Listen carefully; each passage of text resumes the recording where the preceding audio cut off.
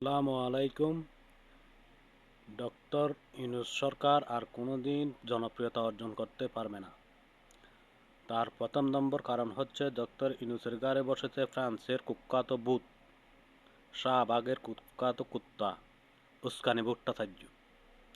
সুতরাং উস্কানি ভট্টাচার্যের ন্যারেটিভ বাংলাদেশে কাজে আসবে না, আমি আগেও বলেছি, এখনও বলছি।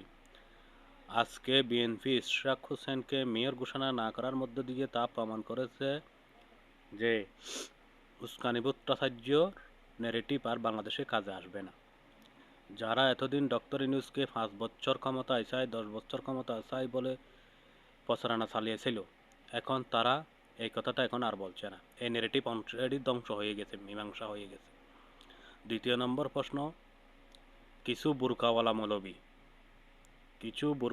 মৌলবি, এই মৌলবিদের জ্বালায় বাংলাদেশ থেকে পালিয়ে যাওয়ার মতো অবস্থা হয়ে গেছে। এই মৌলবীরা না বাংলাদেশের পক্ষ, না দেশের ইসলামের মানুষের পক্ষ, না ইসলাম ও মূল্যবোধে বিশ্বাসী। এরা শুধু নিজের পকেটে হালুয়া রুটি আর টাকার ভাগাভাগিতে নিয়ে ব্যস্ত। কেন বললাম এই কথা? একজন ইমাম স্বতন্ত্রভাবে জুমার খুতবা দিবে প্রত্যেকটা গ্রামে।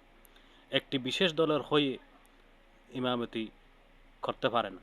আপনার ইমামতি ছেড়ে দেওয়া উচিত যদি বিশেষ কোনো দলের কে আপনি রিপ্রেজেন্ট করতে চান। সুতরাং আমি বলবো, স্বতন্ত্রভাবেই একজন ইমামকে আপনি জুমার খুতবায় বলেন, নামাজের ইমামতি করেন, ওয়াজ মাহফিলে ওয়াজ করেন, স্বতন্ত্রভাবে করতে হবে আপনাকে। কোনো একটি দলকে রিপ্রেজেন্ট করার জন্য আপনাকে টাকা দিয়ে, বেতন দিয়ে এখানে রাখা হয়নি। ধন্যবাদ।